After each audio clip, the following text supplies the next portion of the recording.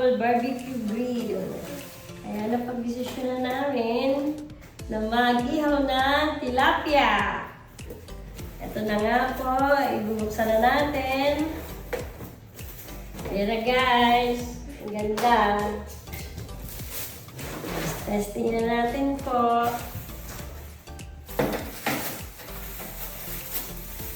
Ay, ang ganda pala mga kalola.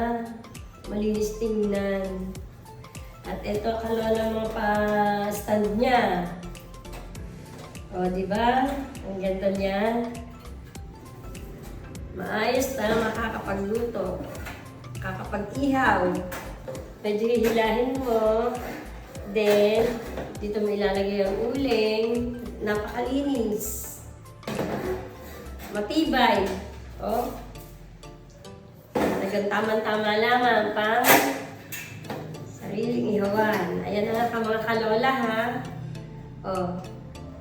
Ayan na nga mga kalola ha. Fresh na fresh from the market live. Kanina ko pa ito nabili. Then, inasinan ko lamang at yun ang gusto ng aking mga anak. Para malasahan talaga nito na yung tilapia. Wala akong nilagay kundi asin. Dahil yun ang kanilang gusto. Oh, fresh na fresh mga kalola. Oh, ayan yung iihawin namin ngayon. Oh, di ba? Fresh. Okay na to. Ayan. Mga kalola, napakadali. Lagyan lang na. Dito, ayan. Wala ko siya dyan. Wala ko siya doon. Kunti.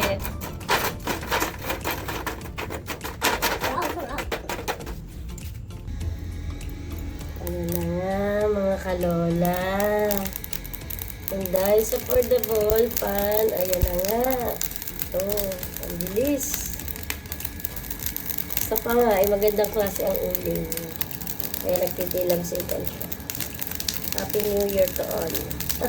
Kalola. Mga kalola, dahil okay na. Dahil ng ating uling, isasalang na natin. Tama-tama lamang. Ayan nga. Iihaw na tayo. Ayan, gagamitin natin ang ating portable fan para madaig. Ayan, halimbawa, ito lang ang gagawin nyo para malagay nyo yung mga uling sa gitna. Ayan, susundutin nyo lang, napakaluwa, maluto. Ito yung gagamitin nyo, kaya stick. Dahil wala kaming stick, ito na lang. Pwede din naman.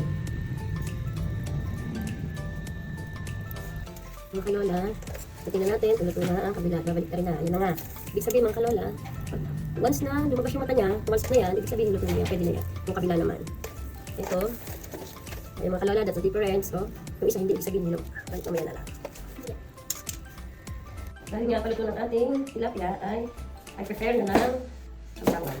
Yan na nga. Sibuyas, kamatis, kalamansi. Okay na yan. I-slice tayo mga kalola, dahil maliliit ang gaya.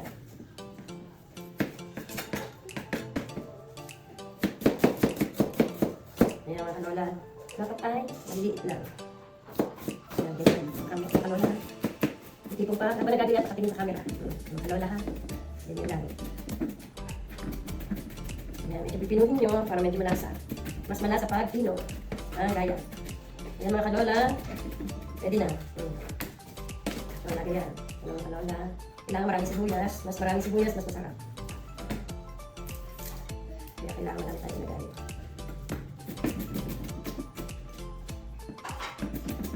Hindi naman kalola pagbigay ng sibuyas. Kailangan pino. Mas masarap. Diba? Ito ating kamatis. Napalalin yung buto. Salaan. Para masala ang buto. Naglasap ko na nga pala ito kanina. Ating kamatis, pinuhin na rin. Hindi na magbiluwan sa ating sauce.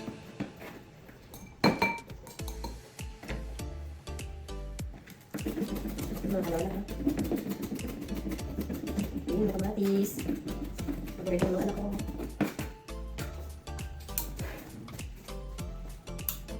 Isa. Tama ng dalawa.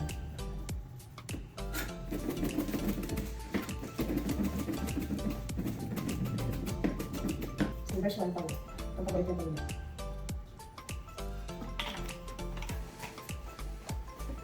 Mga kalola. Ready na po ang ating sauce. Ayan, mas masarap siguro kung ito na rin din ang ating sauce. Mas masarap kung may sili. Eh, hindi sila kumakain ng may sili eh. Naanghangan sila. Kaya yan. Huwag na magsili dahil mas gusto nila walang sili. Pero yung iba, pwede magsili sila. Para maanghang. Ayan na nga mga kalola. Ready na ang ating grilled tilapia. Di ba mga kalola? Ang ganda ng luto. Ayan na mga kalola. With sauce na masarap. Without sili. O, okay na mga kalola. Kaya dahil dyan, kakain na kami mga kalola.